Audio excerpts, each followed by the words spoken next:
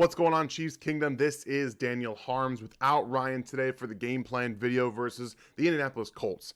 This is going to be one of those games where the Chiefs have to really stay engaged. So we have a first point process, and that is my very first point, is that they have to stay engaged, okay? We assume, at least right now, that the Chiefs will be without Mike Dana, without a couple of other players, obviously Trent McDuffie and Willie Gay. So there's going to be a really key emphasis on staying engaged, being at your own, what you can control, okay?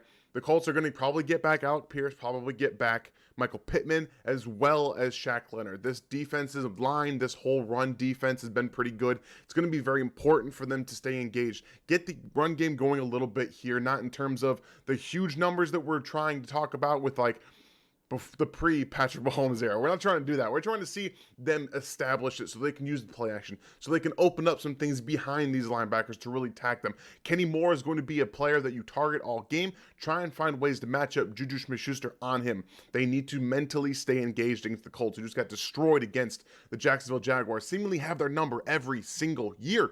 Took them out of the playoffs last year, so I'm hoping that they can find a way to get in. Again, this is in Indianapolis. It's their first home game. They're looking to bounce back after being embarrassed. You have to stay engaged in this game. Number two, Jonathon Taylor. I told you guys earlier this week on Twitter. I've done it on the Q&A. My goal is to take Nick Bolton and say tackle him at all costs. I don't want him to break open a 200-plus yard game against us, against this defense. That's what I'm doing if I'm Steve Spagnuolo. I'm setting him loose against Jonathon Taylor because I don't think that Matt Ryan, behind that offensive line, without a run game, can sustain anything. They showed it last week where they just went away from Jonathon Taylor. That offense is bad, even with Michael Pittman and Alec Pierce, who I was not very impressed with. I'll be honest with you guys. I don't think he's a number two. I think he's a 3-4 player in terms of what he can be in the NFL. We'll see. Obviously, it's still his third game, or even his second game. He didn't play last week. So there's a lot going on here in this game. Stop Jonathon Taylor. He's going to get his, okay? I don't think that he's going to be held out of the end zone. I don't think he's going to have a pedestrian day. I do think against this defense, he's going to have some success. Just limit it. Don't let him do what the Derrick Henry's or even he has done in his career to this point. You have to find a way to stop him in terms of third downs. Get to those third and longs, find them on first down. What the Colts want to do is run that ball early. Find ways to get them in second and third and long. You should be okay on the defensive side. If Pittman plays, okay, which I assume he's going to, shift your defense to Michael Pittman. This offense, you guys kind of saw it last week. Like, it's not good with the wide receivers. They're not a good receiver. This is much like the Chargers. They have the opportunity now to shift a little bit of defense over to Michael Pittman's side if he plays in this game. Last week against the Chargers, Spags didn't do that against Mike Williams, and he torched them. The one guy in that offense that could actually torch them, that's what they did. They went to Mike Williams, and he's just absolutely destroyed them. Can't let that happen with Michael Pittman. He's going to get some of his, like Mike Williams, underneath and things like that, but don't let him beat you down the field. That's the one thing you can't let him do, because he'll do much like what Mike Williams did and catch some of those 50-50 balls if you give him the chance. So you can't let that happen. Shift some of that safety help over there early. Give him some too high looks and things like that. So, my dog clearly understands this is what you have to do. You have to stop this with the deep stuff. So, yeah. And then the very last thing that the Chiefs have to do in this game, get into a groove offensively.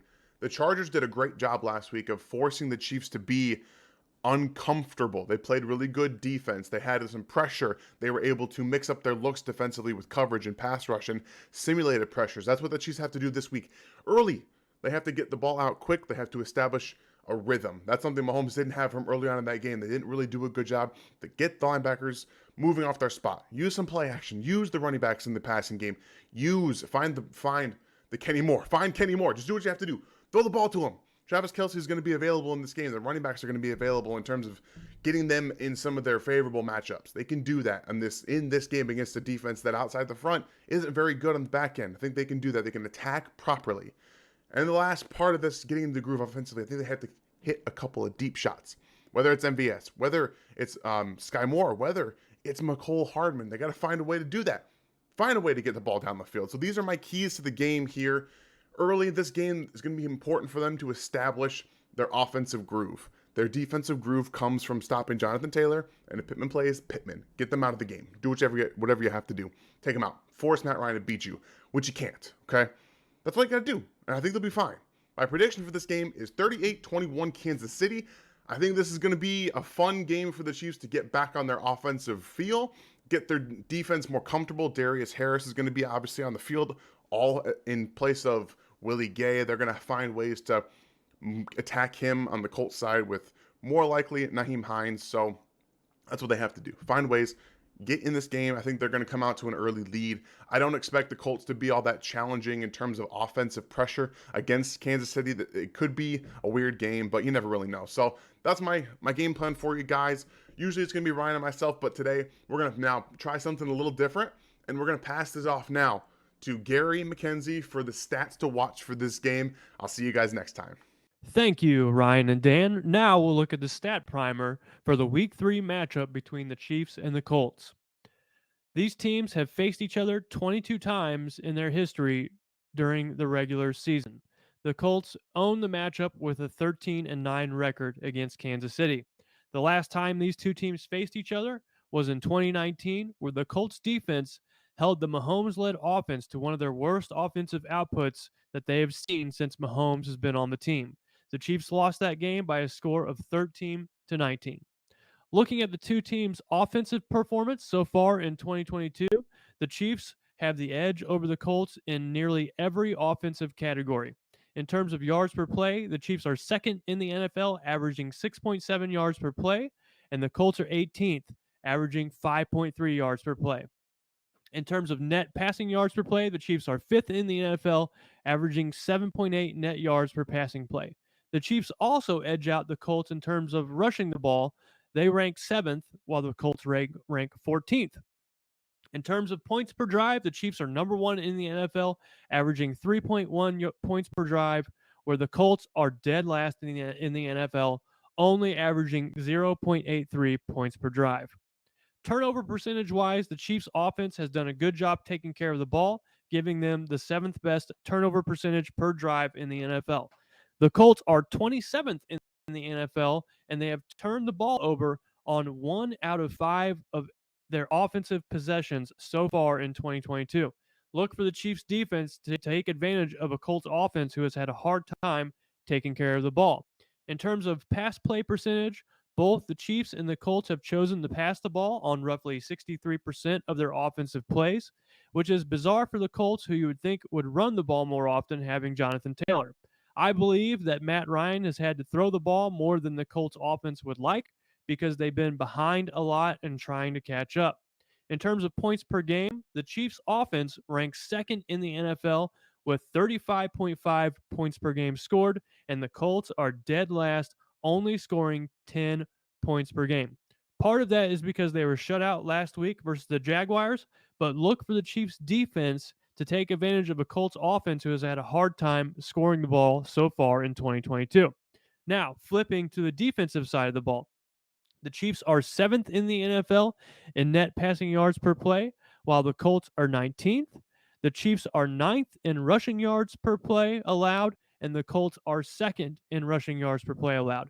The Colts have only allowed 2.7 rushing yards per attempt in 2022. So Clyde Edwards-Helaire and the rest of the Chiefs running back and rushing attack will have their hands full trying to move the ball on the ground on Sunday. Both the Chiefs are comparable in terms of points per drive allowed, and both teams have had a poor time trying to force turnovers so far in 2022. The Chiefs ranked 27th in the NFL in turnover percentage per drive, and the Colts are 30th. As far as points per game, both the Chiefs and the Colts have comparative statistics.